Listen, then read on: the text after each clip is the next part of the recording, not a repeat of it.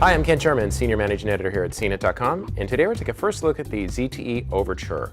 This is a new phone for AO Wireless. Now, AO is AT&T's prepaid brand. You don't have a contract, you just buy the phone outright, you have month to month, and you can leave whenever you want. It looks like a lot of other Android phones. It's that basic black rectangle, but it's got some touches which I like. There is a 4-inch display. It's pretty bright, it's colorful. You know, it's not going to knock your socks off, of course. But I think it certainly does the job. It is Android 4.1, so a little bit of an older Android OS. There are 3 home screens, which you can, of course, populate as you want with folders, with widgets. Has the same virtual keyboard as you see on other Android handsets, same keypad. Down below, you see those standard touch controls for back, for home, and for the menu or submenu key. One thing I like, though, is when you're coming off the lock screen, now this only works if you don't have a PIN code or the pattern, is you see this little green dot. If you pinch out like this, you'll see 6 shortcuts that actually take you directly to those functions. So you can change these as you like, but I just thought it was a nice touch. Liked the visual effect of it, liked that you could just jump directly to those features without having to get into the menus. Here on the side, we have a volume rocker. It's really nice and thick, so I could definitely find it when I was on the phone. On the side, there's a micro USB charger port. Here on the top, there's the 3.5mm headset jack and the power control. On the back, there's a camera with a flash.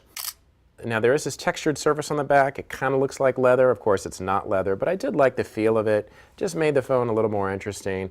It does have a 5-megapixel camera. It is pretty well stocked with editing features. Photo quality is about average for this kind of phone. Certainly does the job for quick shots. You know, you're on the go, you just want to share something. Of course, the phone does come with a bunch of Google applications you'd expect. You can go to Google Play to download a lot more apps. As I mentioned, the Overture does have a 1.2 gigahertz dual-core processor.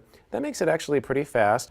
One annoying thing, though, is when you turn on the phone, you get this little jingle that promotes the carrier's name.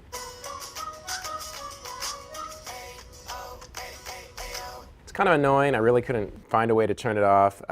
So when you're starting up the phone and you don't want anybody to hear it, you might want to put it against your hand or just turn down the volume. It does have AT&T's LTE service, so web pages loaded quickly. I could download applications. So really on the speed portion, the phone does well. Call quality was a bit variable. Some voices sounded a little high-pitched. Volume could have been a bit louder. For $150, this phone really isn't a bad buy. The Overture has a good processor, it has LTE, it has enough features to keep you busy, and it has a design that's easy to use. I just wish the call quality could be a little bit better, and they're a newer Android version.